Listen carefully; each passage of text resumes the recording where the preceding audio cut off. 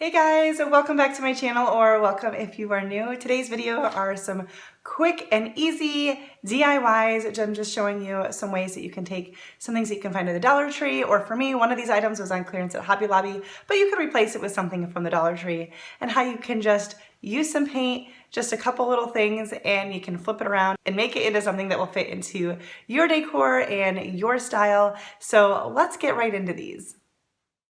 So this first one is one of these pumpkins that Dollar Tree has had for a couple of years at least, and actually almost like, if not the exact same thing as at Hobby Lobby, but of course it's more than $1.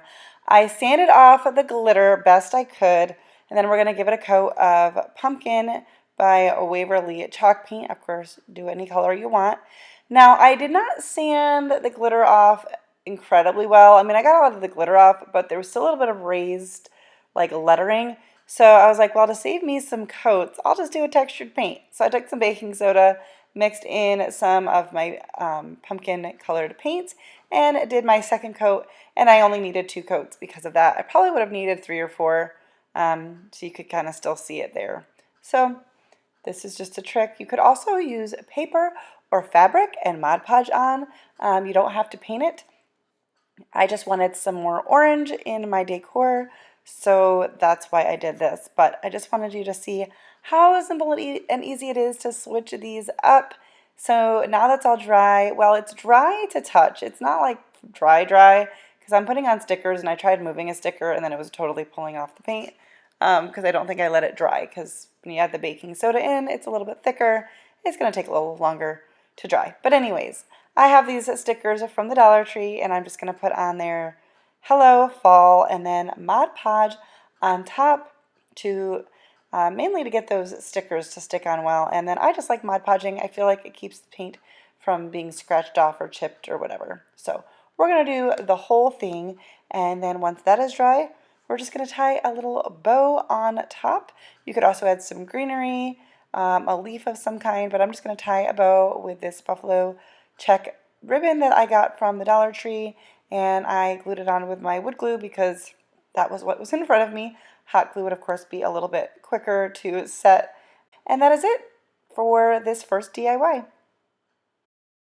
Alright, next up I have this little tabletop decor from Hobby Lobby. It was originally $5.99. I picked it up on clearance, I think for 79 cents. I'm pretty sure it was less than $1.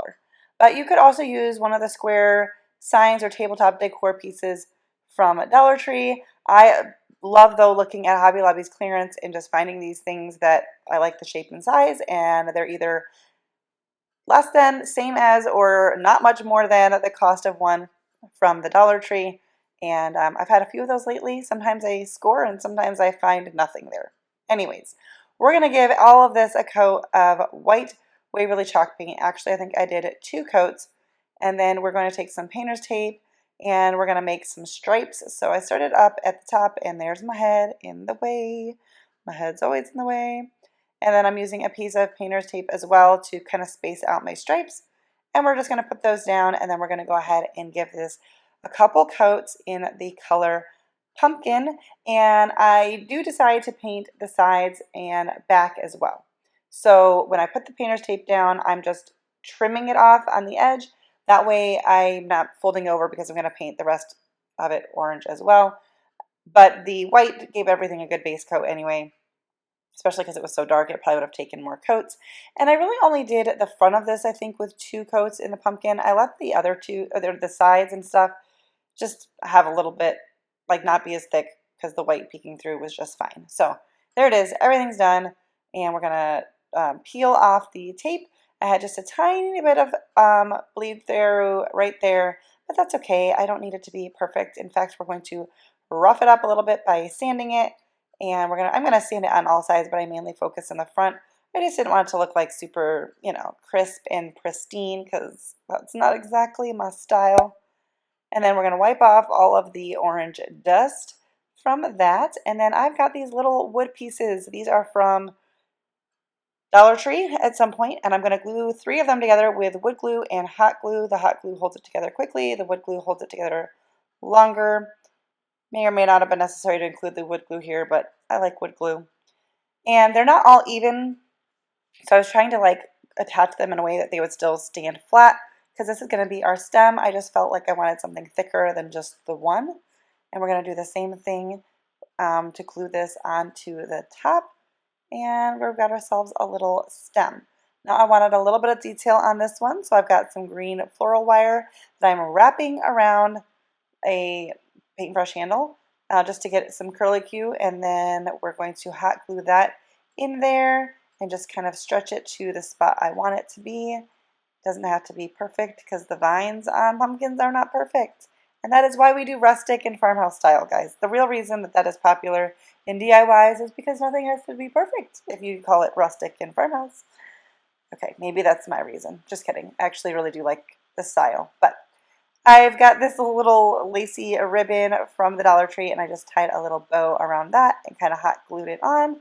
And that is it for this pumpkin. I love the square shape, just to kind of switch things up, not having everything round and, you know, all the same, the stripes and everything, just to kind of make things a little different. So our last one is super easy. I've got one of these velvet pumpkins from the Dollar Tree, and we're just going to rip it apart, take off the velvet. We're going to save the stem, either for this pumpkin or save it for future pumpkins down the road. And I'm going in with some plaster. I know you can't see it super well here, but I'm going to give this a couple coats of the plaster, letting it dry in between. And then, let's see, are we ready? Yep, almost. Then once it's all dry, we're going to go in with some antique wax, and I'm using like a stencil brush. Now I'm mainly going in between, like in the ridges. Is that what you call it? The ridges of the pumpkin.